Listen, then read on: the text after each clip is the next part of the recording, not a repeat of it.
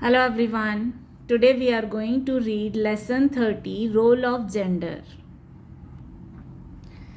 Gender inequality arises when distinctions are made between males and females. Gender roles are cultural and personal. They determine how males and females should think, speak, dress, and interact within the context of society. Women are discriminated against in almost all aspects of life. Gender is shaped by culture, social relations, and natural environments. Thus, depending on values, norms, customs, and laws, men and women in different parts of the world have evolved different gender roles. Gender inequality. There are many types of inequalities in our society.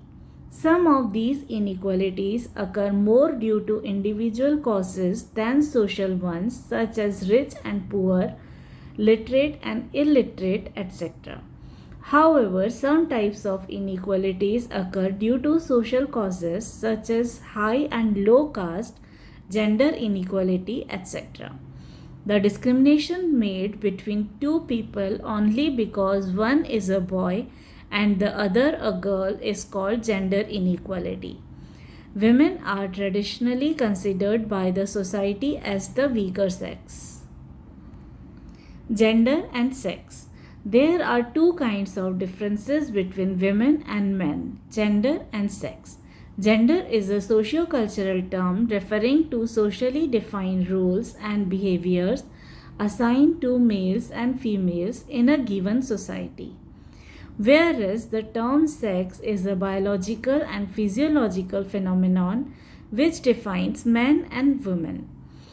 In its social, historical, and cultural aspects, gender is a function of power relationship between men and women, where men are considered superior to women. Therefore, gender may be understood as a man-made concept, while sex is a natural or biological characteristics of human beings. Instances of families celebrating the birth of a boy child and not doing so in the case of a girl child are not uncommon in our society. This is a clear example of gender discrimination and inequality. We have separate, well defined roles for women and men in the family and the society at large. Gender recommends what a man should do and a woman should not do, and vice versa. How gender operates. If we analyze gender relations or way men and women look and deal with each other, we will find that they originate not from the physical or biological factors but from the power relations in the family and in the society. There is a traditional theory which points to the biological differences between females and males. This view of natural difference is called biological determinism. Biological determinism refers to the idea that all human behavior is innate, determined by genes, brain size, or other biological attributes. It insists that certain behaviors are unchangeable and so justified. Gender refers to such socially constructed feminine and masculine patterns of behavior for women and men. The construction of gender pattern is a continued process. It can get changed over time with experience and mature thinking. It points to the fact that gender equality is possible. Family. Gender inequality begins at the birth. Parents have a role in socializing gender. They dress boys and girls differently and select toys based on gender. Generally, the household duties are assigned to the female members while outdoor duties are assigned to the male members. Boys are allowed more freedom during childhood while freedom for girls is much less and they are expected to take on their future role of mother or caretaker from their early years. Boys are preferably sent to a good school, whether it is near or far, but girls are preferably sent to a nearby school, whether it is good or not. Family often reacts negatively to increased female independence. Community. When a girl or woman steps out of her house, discriminating looks are cast at her. In most societies, the role of women is limited to looking after the home and the family. They are kept away from social roles beyond the confines of the family. They are also discriminated against in education and employment opportunities.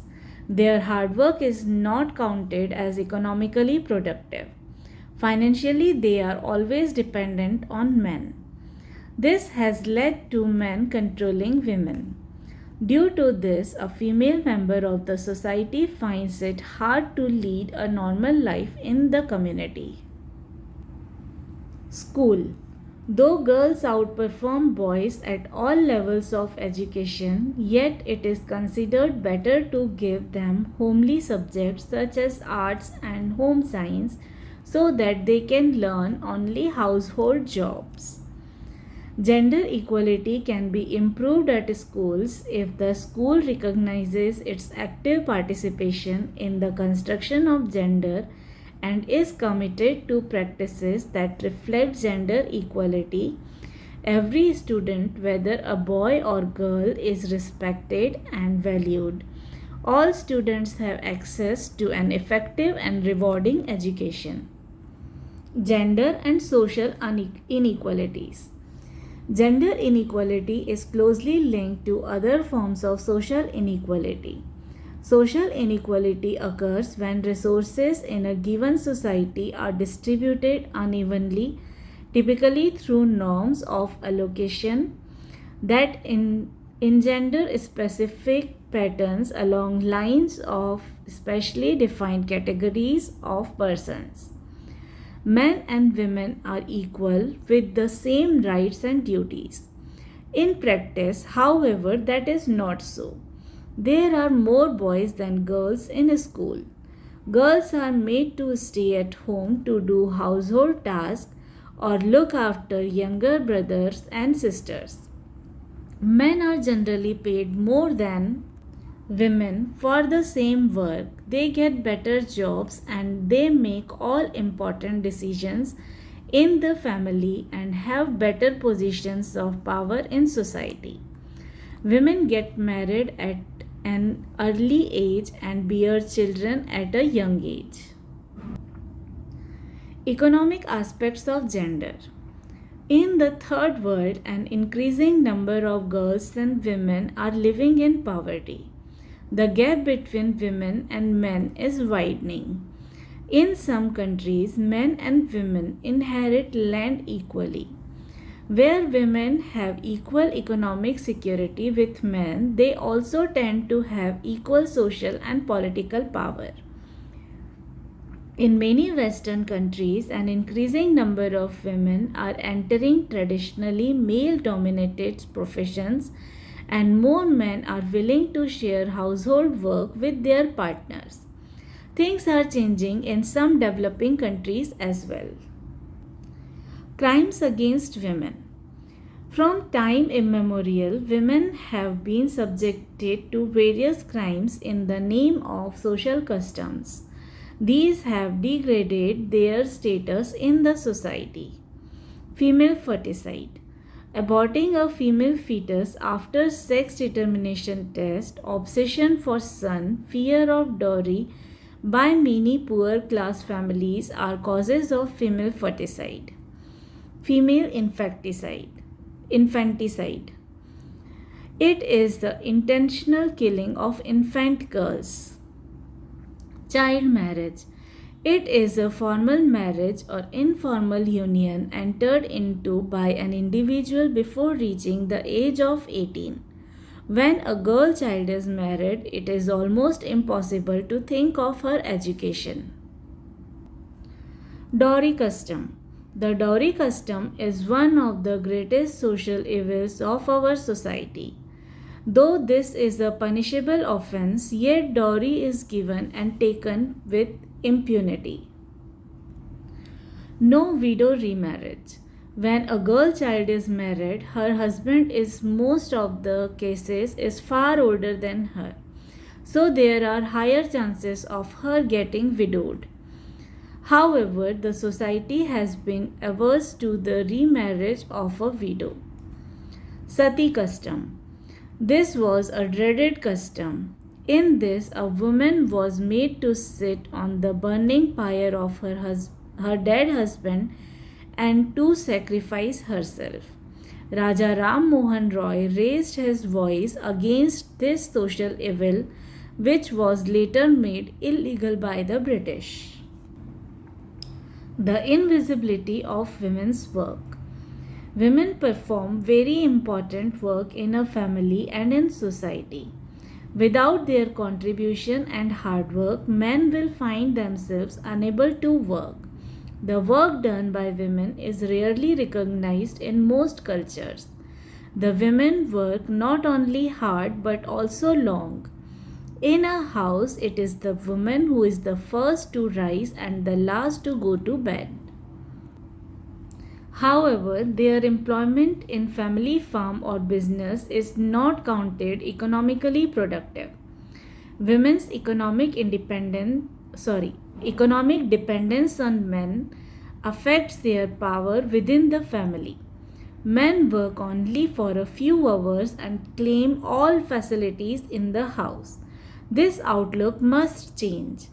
We must realize that even we do not allow women to study and work, we make one half of our workforce inactive and it negatively affects our national progress, social well-being and economic improvement. With the increased participation of women in income generating activities, not only will there be more income for the family, but gender inequality will also be reduced significantly. Women's empowerment. Women's empowerment implies empowering the women to take their own decisions for their personal independence. Empowering women is to make them independent in all aspects in mind, thought, rights, decisions, etc. By removing all social and family limitations, it is to bring equality in the society for both male and female in all areas. Women empowerment is very necessary to ensure a bright future for the family, society, and country. Women need fresh and more conducive environment so that they can take their own right decisions in every area, whether for themselves, family, society, or country. Things are changing for the better. Today there are more girls in school, more and more women are coming out of homes to take up jobs or engage themselves in business or social work. This has helped many of them to be financially independent and to become self-confident. In order to make our country a fully developed one, women's empowerment is an essential tool to help us achieve the goal of development. It is incorrect to think that girls are fit for household jobs only. They have shown that they are equally proficient in outdoor activities. They are fine soldiers, pilots, engineers, managers, teachers, astronauts, and other professionals. Here are pictures of some famous Indian women: Indira Gandhi, Mother Teresa, Sania Mirza, Kalpana Chawla, Kiran Bedi. This was the reading of our lesson 30, Role of Gender. If you have any doubt or query, you can ask me in the comment section below. Also, you can find the links to other lessons in the description box below. Thank you everyone.